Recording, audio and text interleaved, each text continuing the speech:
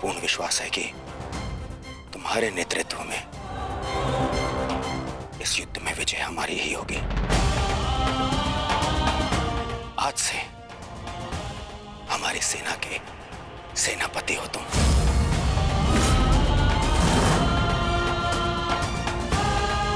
दुर्योधन, किसी दासी स्त्री के लिए पति चुन रहे हो, अपनी सेना का नायक चुन रहे हो? एक नीची जाति के व्यक्ति को तुम हमारे सर पे थोप नहीं सकते। किसी सारथी का पुत्र तुम्हारे उपकारों के बीते बना राजा मैं नहीं मानता कि ये सेनापति बन सकता है, क्योंकि पलतरन पैरों में शोभा देते हैं, ना कि मस्तक पर। मेरे होने वाले सम्राट, और हाँ, अंगराज कर्ण, देखो तुम दोनों बुरा मत मानना। प्रश्न केवल ये नहीं है कि अंगराज सूत्र है या क्षत्रिय। प्रश्न तो ये है कि सेनापति पद किसे मिलना चाहिए। सेनापति पद के लिए आवश्यक क्या होता है? बुद्धि और शक्ति। और अंगराज, आपके बुद्धि पर किसी को कतई संदेह नहीं ना, परंतु संदेह है तो केवल और केवल आपकी शक्ति पर। अंगराज अभेद थे, अब नहीं है। कवच और कुंडल भी था इनके पास, अनेकों अस्त्र थे जो अब नहीं है, जो अब अंगराज खो चुके हैं। और हाँ, खास बात तो यह है, अर्जुन के लिए जो अस्त्र था वो भी आप खो चुके हैं। तो इसका पूर्ण अर्थ यह है दुर्योधन कि अंगराज अब उस बूढ़े शेर की भांति हो गए जिसके दांत भी टूट गए हैं और पंजे के नाखून भी झड़ चुके हैं। और ऐसे शेर के साथ चूहे भी व्यंग करते हैं। अब महाराज शल्य को देखो, इनकी शक्ति और भव्य सेना की सहायता से हम विजय प्राप्त कर सकते हैं। अब यदि अंगराज आपके परम मित्र हैं तो वो भी इस बात को मानेंगे, हैं? क्यों अंगराज? अमरश्री, मुझे कर्ण की मित्रता पर कोई संदेह नहीं है। जिसने अपना सबसे महत्वपूर्ण शस्त्र मेरी सुरक्षा के लिए उपयोग कर लिया, और ना ही उसके शौर्य पर। संदेह तो मुझे शैल्य पर है, क्योंकि कायरों के भांति रण छोड़कर भागना सबसे पहले इन्हें आता है। एक नहीं, दो बार अवसर मिला इन्हें, पर इन्होंने क्या किया? रण छोड़कर भाग गए, एक ऐसे चूहे की तरह जो केवल शेर की दहाड़ सुनकर ही भाग जाता है, भाग जाता है। इस चूहे को मैं ना तो अपनी सेना का सेनापति बनाऊं और ना ही अपनी दासियों का पति। मूर्ख हो मूर्ख, तुम दोनों मूर्ख हो। एक मूर्ख का सम्राट और एक मूर्ख का सेनापति। तुम दोनों मूर्खों को लगता है पांडवों पे विजय पाओगे? बस मद्रराज,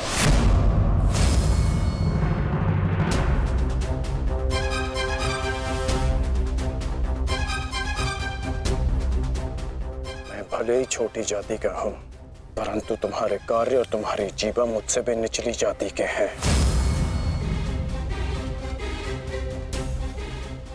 तुम्हें मेरे माता पिता का ऋणी होना चाहिए कि उन्होंने मुझे अच्छे संस्कार दिए, नहीं तो अभी तक तुम्हारी जीवा मेरे पैरों के नीचे होती।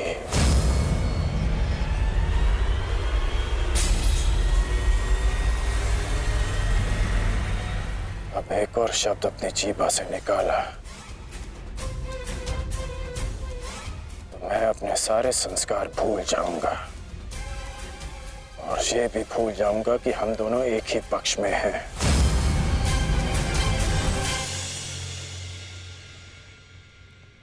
कुछ भी कह लो, कुछ भी कर लो, जब तक तुम सेनापति हो मैं नहीं लड़ूंगा।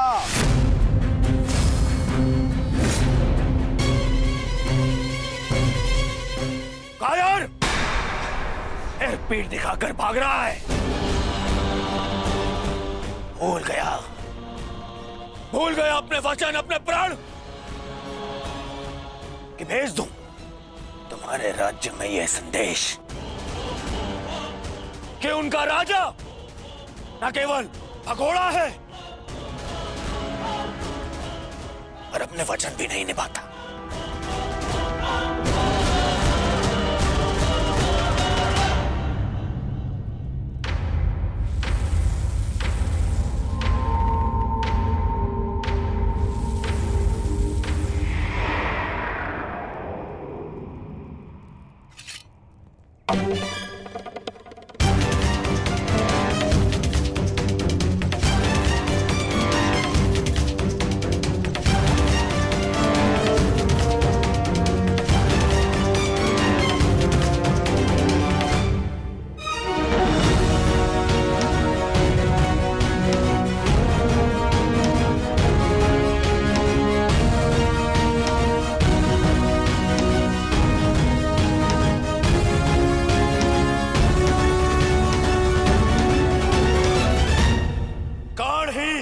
मेरी सेना का नेतृत्व करेगा।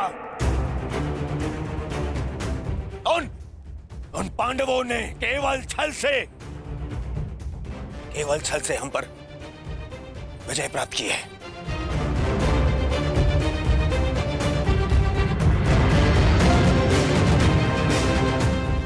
कर्ण मेरा कवच है, मेरा विश्वास है।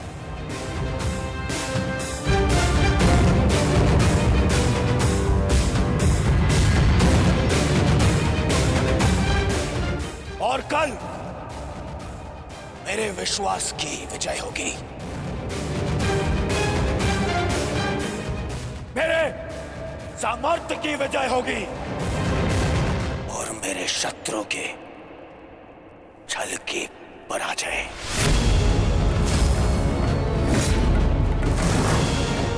अंगराज कर्ण की, अंगराज कर्ण की, सर सेनापति की, सर सेनापति की।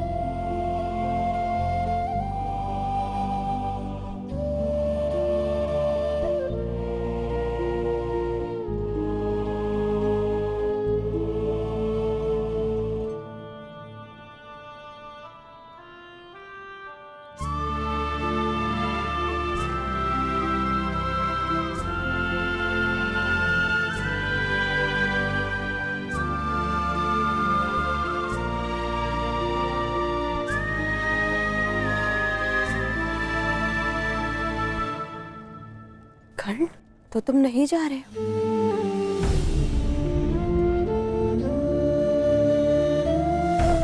कर्तव्य का बंधन अपनों के बंधन से बड़ा होता है वृषाली। मेरे परिवार के लिए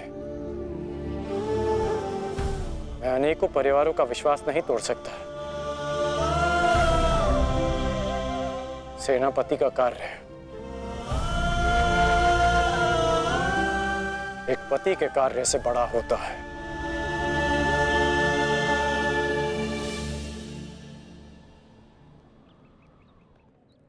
दुर्योधन को, इस सेना को मेरी आवश्यकता है।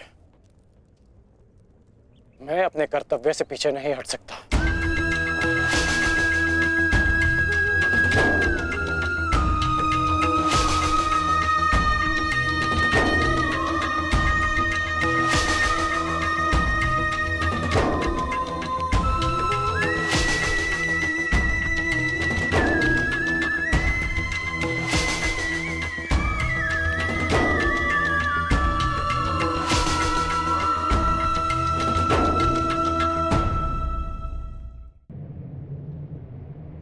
15 दिन, मात्र 15 दिन पूर्ण हुए हैं इस युद्ध के संजय, और इन 15 दिनों में मैंने अपनी सारी शक्ति, सारे सहारे खो दिए हैं। ताचरी शरशैया पर आचार्य द्रोण की निर्दयता से हत्या कर दी गई, और मैंने अपने 90 पुत्रों को खोया है। अब और क्या खोना शेष है? क्या मैं अपने 10 पुत्रों को भी खो दूंगा? जब मेरा कुरुवंश ही समाप्त हो जाएगा, जब मेरा पिंड दान करने के लिए कोई नहीं रहेगा, तो क्या लाभ ऐसे विजय का, और क्या हानि ऐसे पराजय से? ये कैसा अकाल आया है संजय, जिसने मेरे कुरुवंश के वृक्ष की सारी शाखाओं को सुखा कर रख दिया। किस काम की? इस प्रकार से अपनी आशा को मत खोइए महाराज। युद्ध अभी शेष है और अंगराज कर्ण ने आज ही सेनापति का पद संभाला है महाराज। वो अपने वचन को अवश्य ही पूर्ण करेंगे, और जब तक अंगराज कर्ण जीवित है महाराज, तब तक कुरुवंश के वृक्ष को कोई नहीं सुखा सकता महाराज। बस अब कर्ण में ही मुझे वो आशा की किरण नजर आती है। गांधारी, गांधारी कहाँ है? वो जा चुकी है महाराज। जा चुकी, परंतु कहाँ? उन्हें सूचना मिली है कि निकट के गांव में महर्षि वेदव्यास प्रवास कर रहे हैं महाराज, और वो शीघ्र ही कुरुक्षेत्र में जाने वाले हैं। और महारानी को आशा है इस महाविनाश को रोकने के लिए महर्षि वेदव्यास से मिलकर कोई बीच का मार्ग अवश्य निकालेंगे। जिस प्रकार से आपके पुत्रों के जन्म के समय महर्षि वेदव्यास ने विशेष सहायता की है, उसी प्रकार से आपके पुत्रों के जीवन के रक्षण के लिए सहायता अवश्य करेंगे महाराज। मूर्खता है ये, मूर्ख है महारानी। संजय, शीघ्र ही कुछ सैनिकों को भेजो और महारानी को लौट आने को कहो। जी महाराज। भेजो।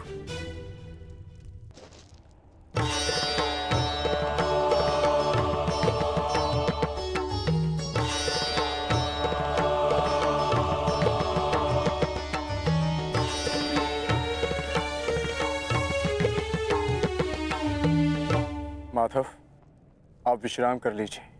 सूर्य उदय होने में केवल एक प्रहर शेष है।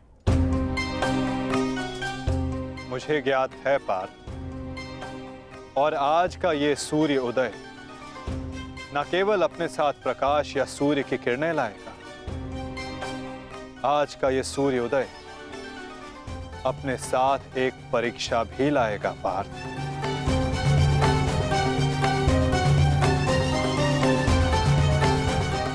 और उस परीक्षा के लिए सज्ज होना।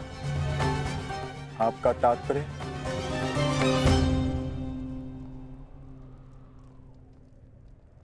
आज से व्यूहरचना का भाग केवल भाग नहीं रहेगा पार्थ, स्वयं व्यूहरचनाकार होगा पार्थ।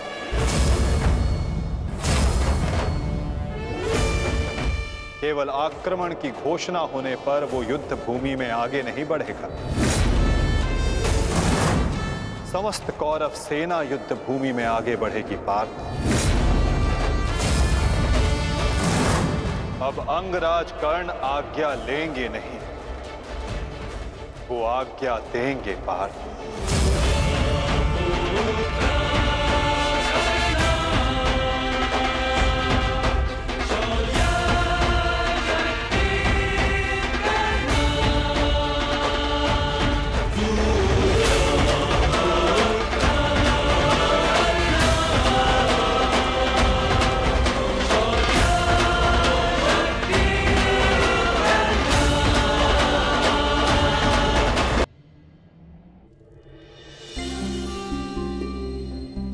पुत्र,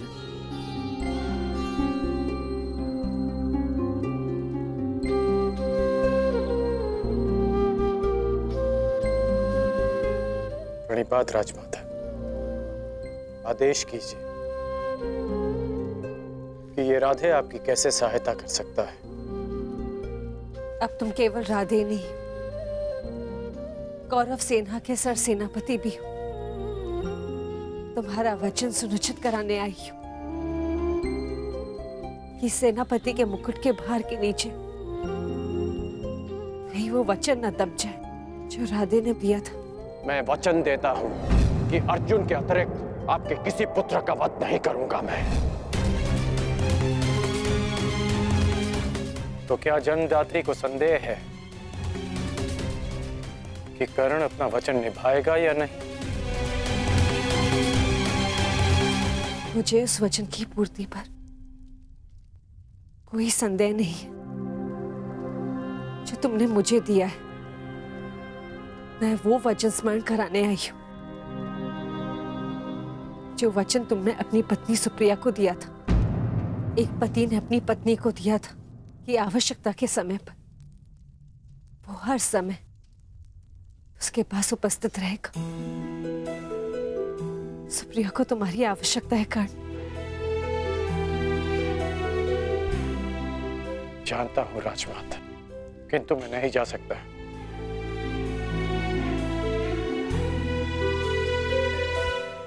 क्योंकि अब मैं युद्ध में सम्मिलित केवल एक योद्धा नहीं, अब मैं कौरव सेना का सर सेनापति हूं। अब युद्ध समाप्त होने से पूर्व मैं केवल यमलोक जा सकता हूं। मैं जानती हूं कि तुम नहीं जा सकते, परंतु वो तो यहां आ सकती है ना। चलो मेरे साथ।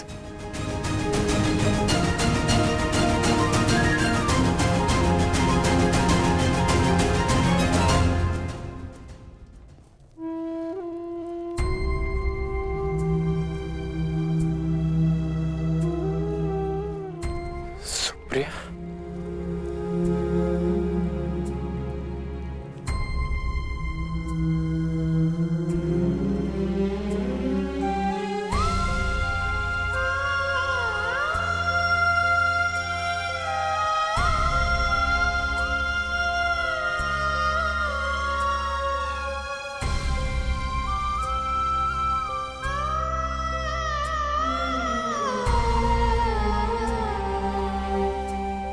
प्रणिपात आर्या। तुम अस्वस्थ हो सुप्रिया, फिर इतनी लंबी यात्रा क्यों की? पत्नी अगर पति के पास पहुंच जाए तो आधा रोग अपने आप चला जाता है। हेश, नकुल और सहदेव संभाल लेंगे। उपचार के लिए इन्होंने संदेश भिजवा दिया है। उपचार की आवश्यकता नहीं है राजमाता।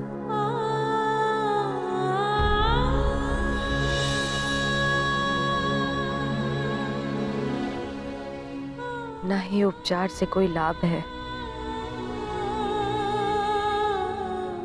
मेरी इच्छा थी कि मैं अपना अंतिम श्वास अपने अर्धान की छांव में लूं। बस वो पूरी हो गई और मेरे मन पे एक बोझ रह गया। दुर्शोक में मैं अपने पत्नी होने का कर्तव्य नहीं निभा सकी, आपसे रुष्ट होकर चली गई। मुझे क्षमा कर दीजिए आर्य।